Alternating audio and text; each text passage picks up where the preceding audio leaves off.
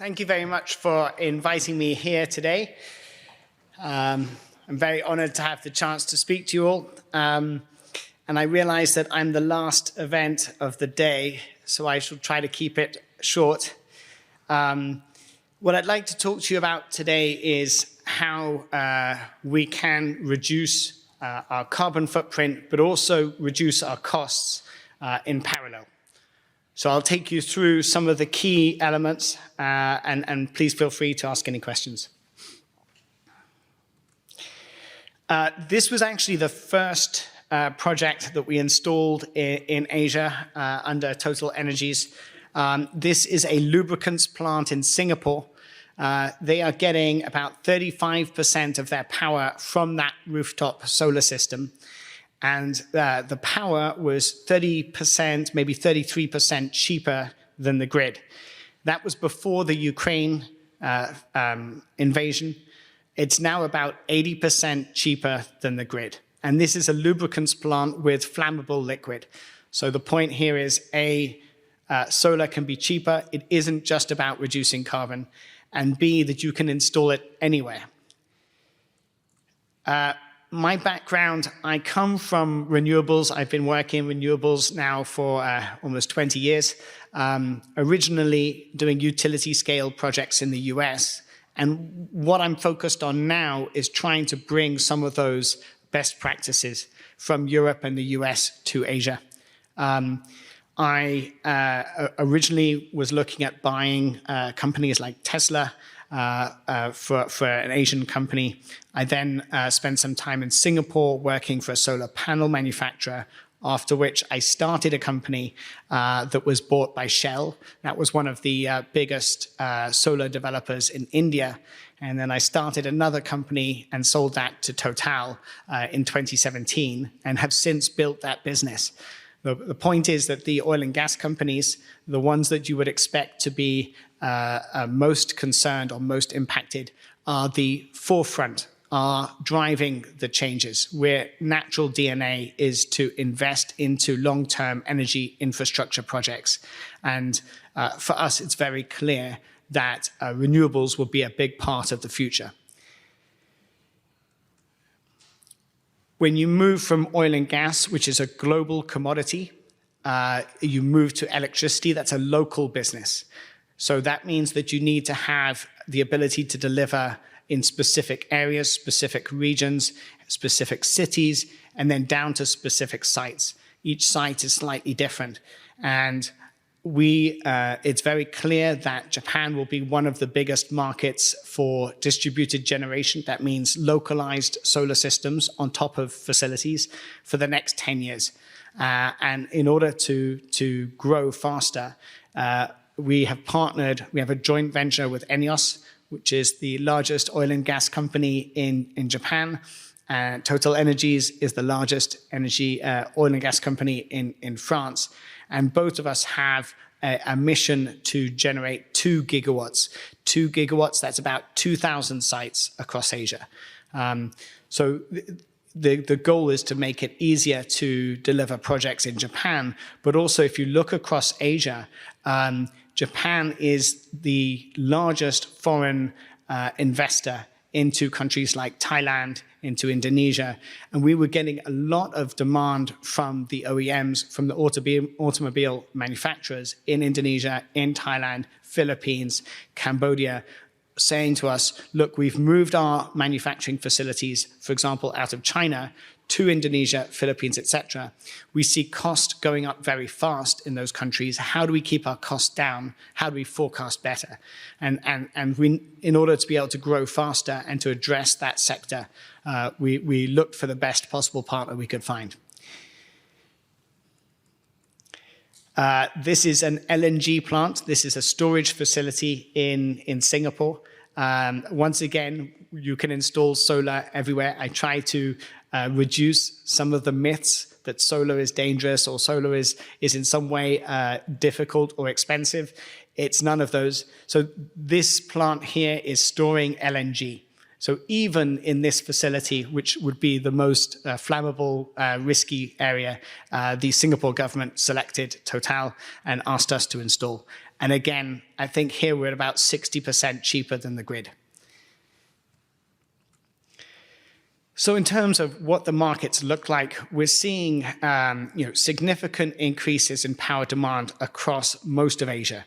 So that means there's increased requirements for power, and the supply is struggling to deliver. And that was, again, before the Ukraine invasion. So you're seeing an increased requirement for power.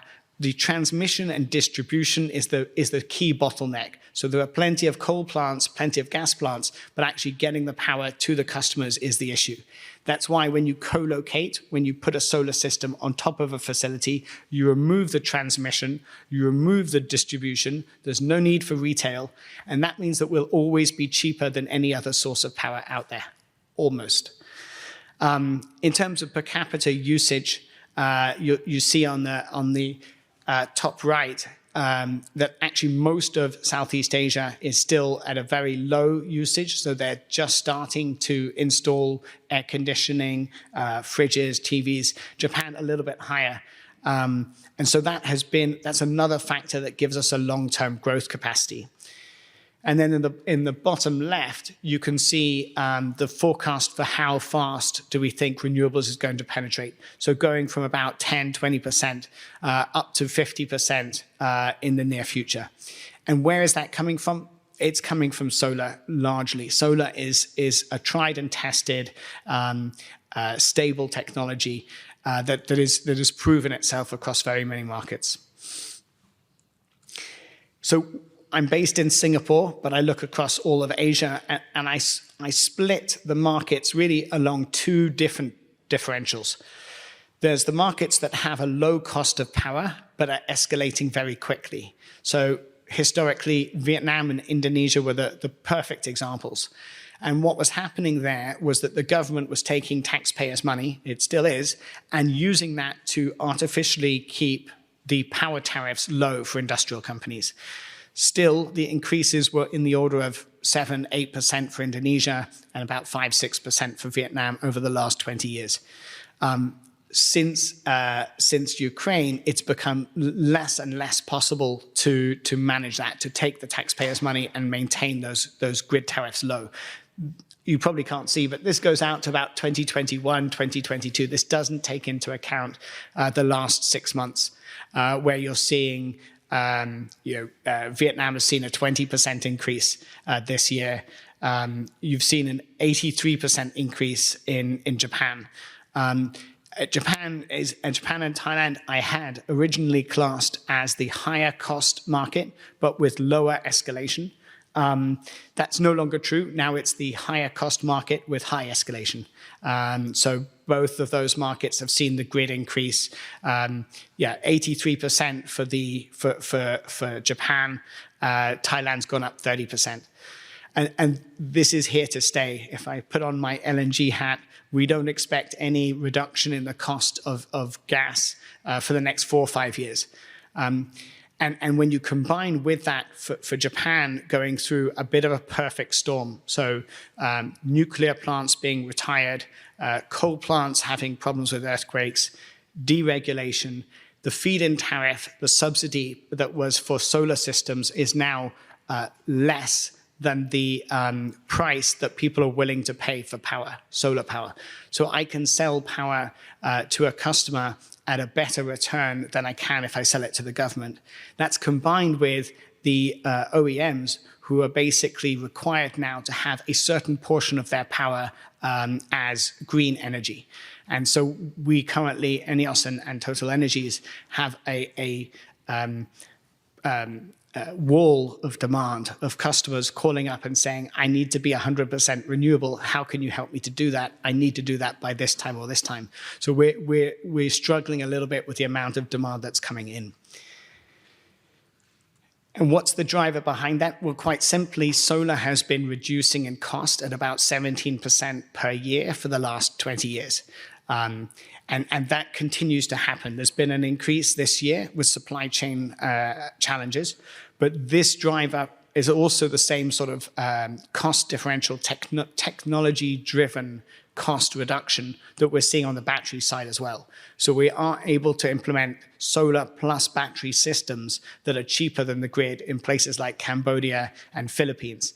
And it's just a matter of time before we're able to do the same thing in somewhere like Japan. And the forecast for the grid escalation, again, I put that up there, but it's more historical. Now that we've, since Ukraine, that has increased even faster.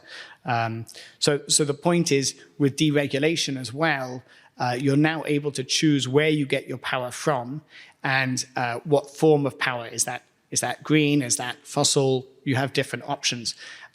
What that means is that as a industrial manufacturer, your competitive advantage can be driven by your ability to procure power effectively. In other words, if you have two industrial companies and one is able to get a 50% reduction in their cost of power because they're using solar on site, they will do better than the other company. And so we're seeing a lot of companies moving energy from a local factory level decision to a strategic key sort of chairman-driven decision.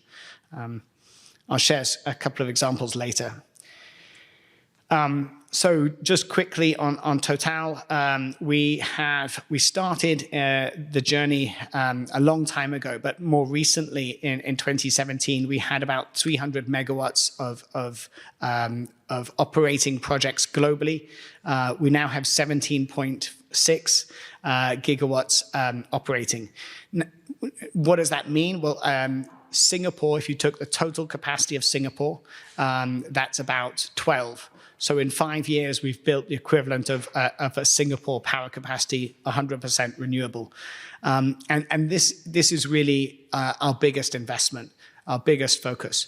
From our name, TotalEnergies, so the change from Total to TotalEnergies, right the way through all of our staff, 100,000 people, all looking at how can we decarbonize and how can we grow on the renewable side. And investing $3 billion a year. The goal is to get to 15% of our power, of our revenue coming from renewables by 2030. We have a long history. I won't spend too much time here. We did start that in the 70s, but the escalation recently has been really important, whether that's offshore wind farms, that's on-site solar, or the partnership with ENEOS. The increase has been really incredible over the last 5 years. So I wanted to give you some ideas about what customers are doing. So what are the kind of strategies that we see across the market? So one example is Amazon Web Services. So Amazon data centers per square meter are one of the most carbon intensive businesses that there are. And they have come to us and asked for a global contract. Please provide renewable power for us in the US, in Spain, in different markets. What they understood is that the contract negotiation is the most difficult part because we need a 20-year contract or a 15-year contract. And that's often the first time that companies have had that kind of negotiation. So they can negotiate one contract with us one time and then roll that out to different countries. And so one of the key values that we see for us here is to have a single conversation in Japan and then to roll out across your manufacturing facilities in other markets. Another example for us, actually, we have signed, we are building and then off-taking, buying the power from a 5 gigawatt site in Spain. That will make our entire business across Europe carbon-free. So really unprecedented scale in terms of potential projects. Then in Australia, we've built a large solar farm and we sell parts of that power to different people on shorter term contracts. So that's another thing that we think about, another option that's of interest. And then one of the very interesting strategies that we saw in Thailand was a customer coming to us and saying, here are all of our facilities in Thailand. Please take all of those and give us a price for the whole thing. And so by aggregating multiple different sites together, we can build faster and safer and cheaper. And so we built 25 sites in 6 months in the middle of COVID. So that was in 2020, last half of 2020. And then one other point, we've been advising Nike on how they have 2 million people working for them in Indonesia and Vietnam. And they were looking at how they could decarbonize. Now, Nike doesn't own those manufacturing facilities. Those supply chain are owned by other companies, Japanese, Korean, and Taiwanese companies actually own the manufacturing facilities. And so then the question was, how can the brand that is getting pressure from the consumer, how can the brand turn to their supply chain, aggregate all of that supply together in order to drive down cost and carbon footprint? And so we've been giving them advice actually using the automotive sector supply chain best practice. So going online and looking at how does Toyota, Nissan, and Mitsubishi apply supply chain initiatives through, and then applying that for Nike. So very effective approach. Here are a few examples of projects that we've implemented across Asia. What I wanted to do here is simply clarify that ENEOS TotalEnergies is present in all of these markets. We're seeing a lot of interest, a lot of demand in all of these markets. Sometimes it's cost, sometimes it's to get better access to power. The whole region is moving for the first time, and again, often for the very first time. So Indonesia did its first rooftop project ever in 2019. It requires us to bring best practices from other regions in order to be able to deliver safely and quickly. So what's I think it's important to share the business model. So our customers don't pay for power. Our customers don't pay for the system. They just pay for the power that we generate. So ENEOS TotalEnergies provides all of the capital investment, all of the operations, and if anything breaks or anything needs fixing, we replace them. And the customer is just paying for the power that we produce. That power is 50, 60% cheaper than the grid, and so that's how they generate their savings, and they pay for that from us over long-term power contracts. So a very simple model with no investment, because quite honestly, the return on these are very long-term. So it takes a long time for us to recoup our investment, but that's in our DNA. ENEOS and TotalEnergies owning and operating energy assets over multiple decades is what we've always done. And then as a final point, I just wanted to touch on Renault Nissan. This is a project that we have implemented in India. It's one of the biggest carports in India. And actually we're in talks with them to extend to be one of the biggest solar facilities, on-site solar facilities globally. What they wanted here was to protect the cars. So this isn't the car park of employees. This is the new cars that they've built. It's one of the biggest facilities. So they export 400,000 cars annually from this site. And we built that a few years ago. They've been quite happy with the results and have now come back to extend it. So this is the kind, if you have issues with the roof structure and the support of that roof structure, then carports is also something that's very popular and working very well. So again, here, the focus was cost reduction, not carbon reduction. So if there's one thing I hope everyone captures from this, it's that solar is cheaper than the grid. In Japan, we're 20-30% cheaper than the grid before the latest changes. So very significant cost savings are possible. Thank you very much.